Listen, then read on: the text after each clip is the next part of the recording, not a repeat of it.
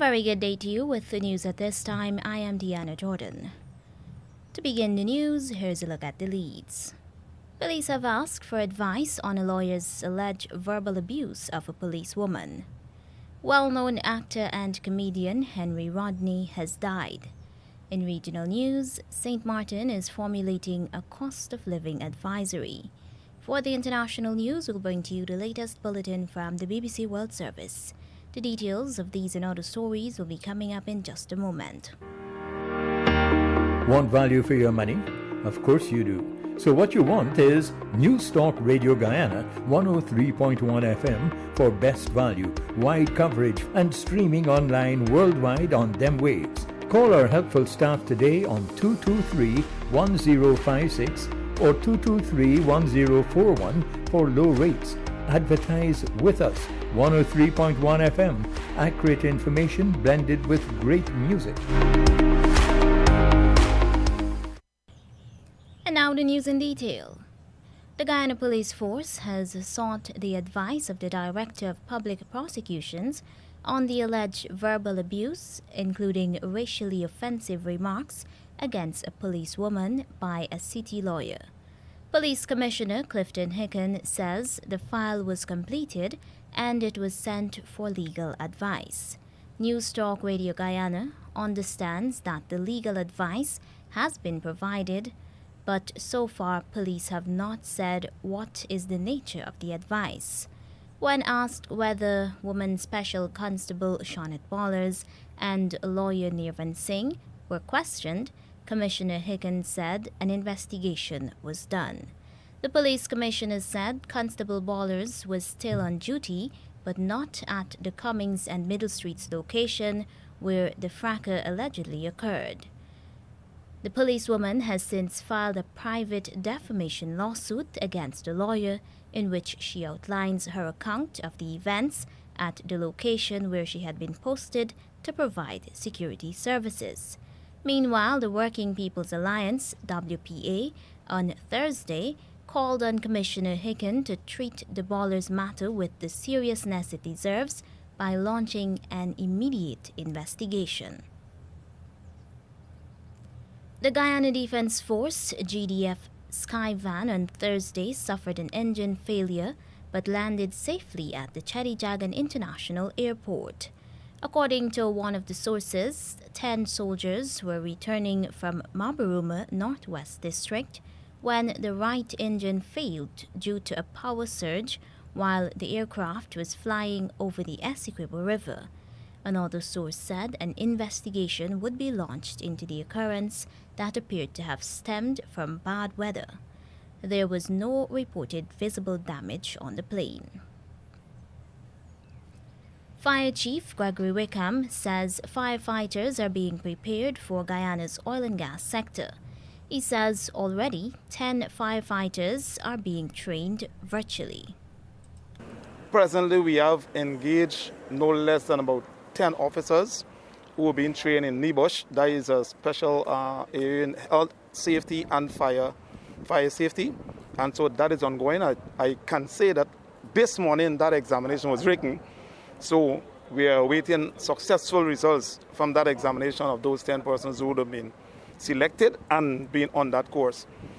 Other training, yes, we are planning, and we are going to engage our Caribbean counterparts to have specialized training, and persons will also be sent in international fields to do oil and gas firefighting.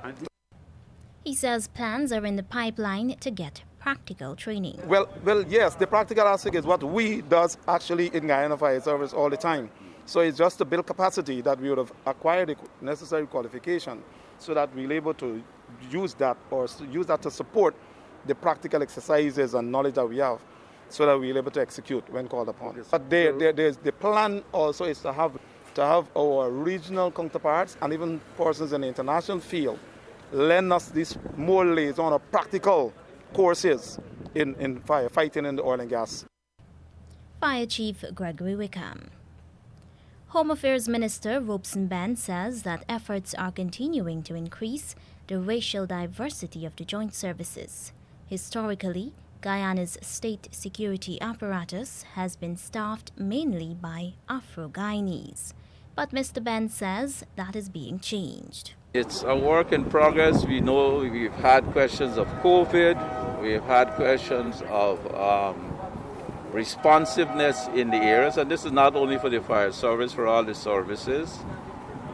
We know that it will take some time. We expect maybe in a few years that we would be at a point where no particular group will be perhaps more than 50% in every service, including the fire service, whichever group that is. But as I say, it's important so that there's full partnership across all variations of our national culture in respect of the work we have to do together. The Home Affairs Minister says creating greater racial diversity is aimed at boosting public confidence in the joint services. This is where the confidence in the services comes, where the service is being given in confidence, or the services themselves, not speaking for any particular one, is more concerned about itself or incestuous in some ways, or disdainful in other ways, are not predatory in other ways. So that this challenge is there in other jurisdictions, Trinidad, the London Metropolitan Police, the New York Police and Fire Services, and all those places. The question of what they call minority participation or wholesome participation is a critical one for all public services. Home Affairs Minister Robeson Ben. Watch here, I is a man. You understand? Men, we got to behave like men. We got to stand up and fight, and we got to put on we foot. I fed up at this stupidness. Me taking no more blicks. I put in a step for it once and for all. This thing, enough is enough. I got no more wash my ears. Well-known Guyanese actor, playwright, and comedian Henry Rodney died on Thursday. His daughter, Tamara Rodney, confirmed that Henry died in Brooklyn, New York. She thanked his fans and friends for their continued prayers, support, and well wishes. Ms. Rodney says their understanding and space are truly appreciated at this time as she and family members process this loss as a family unit. And now for news in the region. A leading Caribbean beverage manufacturer says a tax on sweetened drinks in Barbados should be too tired. More from Barbados today. One of the Caribbean's largest non-alcoholic beverage manufacturers is proposing a tiered tax system to replace the 20% tax on sugar-sweetened beverages imposed at the start of the month. Director of SM Jalil Beverages Barbados, Dr. Mikhail Mohammed, says he fully supports the fight against non-communicable diseases and obesity, but he insists the tax should be fairly applied. I try to encourage the government to do is to utilize the World Health Organization standards as an international benchmark so that products that are above the 22.5 grams of added sugar per 250 ml, they are taxed at a disproportionately high rate because those are very bad for you, or no, I should say they are unnecessarily high in terms of sugar content. But the products that are below 22.5 grams per 250 ml serving size, then why not make them VAT-free and tax-free? So in addition to the fact that you educate the population that these products are in fact better for you because they have less free sugars, but you give an economic or a financial incentive by making these products cheaper so that people can then have healthier products at a more affordable price. So you not only educate them, you get them to trade down from these unnecessarily high sugar content products to more healthier products. Dr. Mohammed added that authorities should not only target the beverage sector, but go even further to tackle other sectors producing highly sweetened products. He says his company has a plan to help the island's children in particular to drink more water. It's also disproportionate or inequitable to single out a subsector of the economy in terms of beverages that represent less than 10% of free added sugar consumption, where 90% of the free added sugars are unabated or untaxed, or that there is no move to reduce sugar contents in those products from a governmental perspective. What they're doing is disproportionately taxing one subsector. Now, I understand that carbonated soft drinks and are very high and empty calories. I'm a medical doctor, I understand all of these things, but all I'm just saying is from an equity perspective, they should have a more holistic approach to show that they're not singling out one particular subsector that represents less than 10% of the sugar consumption in Barbados. In addition to that, I would say that as a corporate entity, we obviously take this very seriously. And I, together with my brand ambassador, Alison Hines, we are trying to reach out to the ministries of health, the ministries of education, to the government as a whole, to principals, to allow us to do educational programs with schools, because we would love to get everybody to drink pure oxygenated water instead of carbonated soft drinks, my own included, at all levels of school, primary school, secondary school, tertiary education. We really want everybody to take the cure challenge, drink pure oxygenated water instead of carbonated soft drinks. Director of SM Jalil Barbados, Dr. Mikhail Mohammed, ending that report from Barbados today. The Antigua and Barbuda government has decided to further reduce the restrictions which governed during the COVID-19 pandemic. The government there says all persons entering Antigua and Barbuda from next Wednesday, April 13, 2022, subject to any evidence regarding any new variant, shall be allowed to enter without vaccination.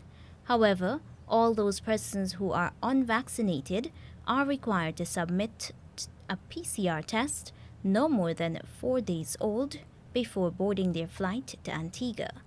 This rule was already in place for nationals and residents of Antigua and Barbuda.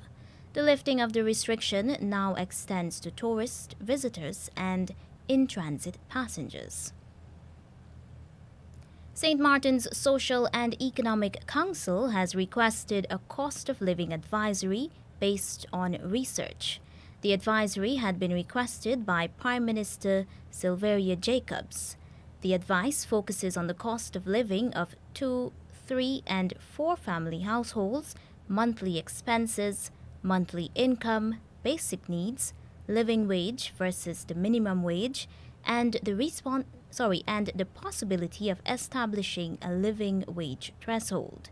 The main objective of the Social and Economic Council's advice outlined the need for a 2-part study to be conducted on the cost of living and price developments in St. Martin. The updated data will allow for the Social and Economic Council to evaluate various opportunities for the intervention of government policy to better the socio-economic standing of the country. The Social and Economic Council included a 6-month deadline for the research to be conducted, as the cost of living is a pertinent issue. And now, for the international news, here's the latest bulletin from the BBC World Service. Hello, I'm Moira Alderson with the BBC News. The governor of Ukraine's eastern Donetsk region now says 50 people were killed in a missile attack on the railway station in Kramatorsk, which was packed with civilians escaping the war with Russia. 4,000 people had been waiting to leave before an expected Russian offensive in the Donbass. The Kremlin has denied responsibility, saying they don't employ the type of missile used in Ukraine. But the BBC's Vitaly Shevchenko says evidence contradicts this. Various social media content coming from Ukraine say that this particular missile, Tochka-U, has been used by Russia in Ukraine during the war. It has been shown on the move, being transported by Russian forces in Ukraine. And also, less than 10 days before the war started, Russia's own defense ministry said that the launches of Tochka-U missiles were practiced at a joint exercise with Belarus. Slovakia says it sent its Soviet-era surface-to-air missile system to Ukraine to help bolster the country's air defences. The news was confirmed to the BBC by the Defence Minister Yaroslav Nad. Rob Cameron is in Prague. Ignoring Russian threats of retaliation, Bratislava has sent its sole S-300 missile battery, inherited from the split of Czechoslovakia in 1993, to Ukraine. Prime Minister Eduard Heger, currently on a visit to Kyiv, said the gift of the system did not mean Slovakia had become a party to the conflict. He also said in the coming days his country would receive an additional missile defence system from its NATO allies in order to protect Slovakia's skies. The United Nations says the war in Ukraine has contributed to a rise in world food prices. Russia and Ukraine are both major exporters of wheat, corn, barley and sunflower oil. Jonathan Josephs reports. Food prices are at their highest since records began 60 years ago, according to the UN Food Prices Index. The war in Ukraine has cut off supplies from the world's biggest exporter of sunflower oil, which means the cost of alternatives have also risen. It's also a major producer of cereals, including maize and wheat, whose costs have risen sharply too. Even before the war, a series of different problems around the world was suppressing food supplies and pushing prices up. That's fueled a cost of living crisis that is worrying politicians and has sparked warnings of social unrest. Russia is expelling 45 Polish diplomats in a tit-for-tat move. They're to leave Russia by Wednesday evening. Last month, Poland expelled the same number of Russian diplomats who it accused of spying. Moscow is also expelling 2 Bulgarian diplomats in retaliation for a similar move from Sofia. Earlier, Bulgaria recalled its ambassador from Moscow. BBC News. The main opposition party in Sri Lanka has demanded that the government act now to resolve the economic crisis or face a no-confidence motion. Sri Lanka's central bank has increased its interest rates to a record 14.5% to stop a freefall of the currency. The opposition leader warned ministers and the president to listen to the people and start the process of restructuring the national debt. Rajini Vaidyanathan has more. Many Sri Lankans blame mismanagement by the country's president, Gotabaya Rajapaksa, for this crisis. His introduction of sweeping tax cuts and high borrowing. Thousands have taken to the streets in protest, calling for him and his brother, Prime Minister Mahinda Rajapaksa, to step aside. A court in London has found the former tennis star Boris Becker guilty of 4 charges relating to his bankruptcy 5 years ago. The 6-time Grand Slam champion was accused of hiding millions of dollars worth of assets, including 2 Wimbledon trophies, to avoid paying his debts. Becker was declared bankrupt in 2017 over an unpaid loan of more than $4 million on his estate in Mallorca in Spain. A virtual summit of COVID vaccine donor countries has reportedly secured pledges of nearly $5 billion to provide more jabs for developing nations and fund their immunisation campaigns. Officials at the Global Vaccine Alliance, Gavi, said the promised funds would help such countries increase their storage and distribution capacity. 107-year-old Mimi Reinhardt, who drew up the lists of Jewish people to be saved from the Nazis in World War II by Oskar Schindler, has died. Austrian-born Miss Reinhardt worked for the German industrialist as his secretary until 1945. At great risk to themselves, the two saved more than 1,300 Jews from deportation to Nazi death camps. That's the latest BBC News. And now to end the news, here's a recap of the leads. Police have asked for advice on a lawyer's alleged verbal abuse of a policewoman. Well-known actor and comedian Henry Rodney has died. In regional news, St. Martin is formulating a cost of living advisory. And that's the news to the moment.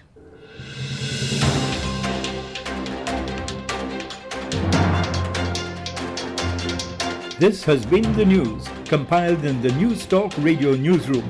For ongoing updates, visit demerarawaves.com, and you can check facebook.com/demwaves and twitter.com/demwaves.